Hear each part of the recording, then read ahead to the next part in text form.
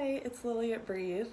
I am going to show you guys a way that you can increase your shoulder strength and stability and kind of decrease your shoulder fatigue when you're in downward facing dog or other yoga postures where we're on our arms, using a lot of upper body strength, but maybe not sure how to feel stronger, knowing that we're kind of weak. A lot of people are weak in their shoulders, but not sure where to go from there to feel more stronger, more stable, and feel like you can hold those postures for as long as they're cued during class, or maybe decrease some unpleasant sensations that you are having with those postures. So, two things we will be incorporating into, we'll do two poses. We'll do down dog and then just like hands and knees tabletop exercise. And we're going to do those two poses, but we're going to incorporate two things that our arm is going to be doing. So the biggest one is that we are going to not shrug up, but we're actually going to do the opposite. So our shoulder blade can do several awesome movements. One of them is coming up. We're all really good at that. What we're going to do is the opposite. So that's called scapular depression. We are going to think about keeping our shoulder blades down on our back. So yes, even in down dog, when our arms are up here, we're going to think about pulling those shoulder blades down on the back. And then the other one is the rotation of the arm. So a lot of times in yoga, things are just cute as like having your fingertips facing the front of the mat. We're going to try a little bit of what we call external rotation. So fingertips towards the corners of the mat. That is going to engage the shoulder a little bit differently, help you feel a little stronger. The other thing that we will talk about when we're in the posture, that's kind of like a third thing, so two things, 2.5, is this feeling of spreading the shoulder blades across the back. So if you were here and doing this stretch like this, you would feel that those shoulder blades can spread apart, and then if you were to like squeeze them together, that would be the opposite of that movement. So shoulder blade can squeeze together, shoulder blades can also spread apart on your back, and we can actively do that spreading apart of the shoulder blades. So we will also take that into these poses. So if you'd like to try it live, you're welcome to do so. If you want to grab your mat later and try these out, feel free. So we're going to start in tabletop. And the first thing that we're going to do here is just find a nice base of support. Hands directly under your shoulders, knees directly under your hips. We're not in a like plank position or like a plank from our knees. We're just in table, so making all these 90-degree angles.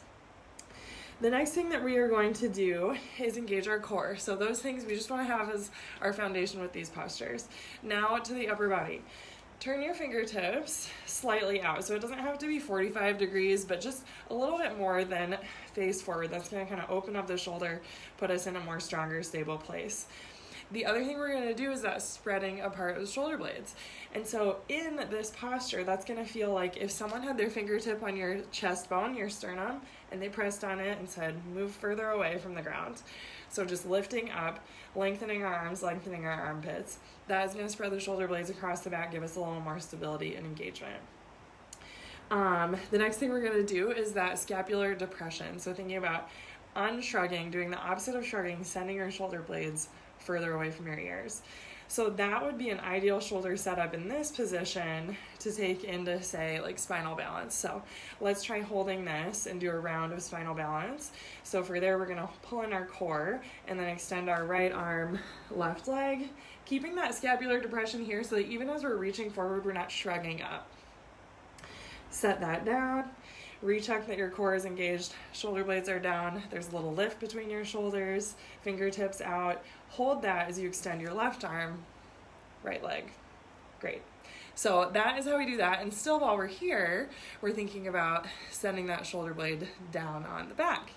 Okay, and now we're going to take this into downward facing dog.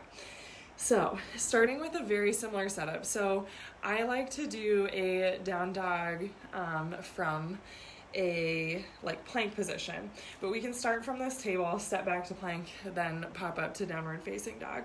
So your fingertips are turned out to 45, and then we are going to think shoulder blades down, and then slight puff up between the shoulders, and then we're going to lift up, step back into a plank. Great. So now that we're here, recheck that you feel all those things in your shoulders and that they're not trying to shrug up. And then we'll take that into down dog by shifting your hips back. And then you can take your hands wider, but check in with how that feels here. So it's, I think, kind of disorienting sometimes to think about shoulder blades down when we're in that upside down position. But you can feel how if you just got here and you felt super shruggy, you could lengthen your head out of your shoulders. And so similar idea, just different cue. And then think about spreading the shoulder blades apart here. So compared to this position, when we're spreading our shoulder blades apart in down dog, we're not going to feel as much lift or of a change in our upper back. But it's the difference between being here just hanging out and being here and being really strong through our shoulder blades. So I hope you learned something from that feels helpful to you. And if you ever want to learn more, we love incorporating this into our treatment sessions here and helping you feel stronger, better, pain-free with whatever it is you're doing.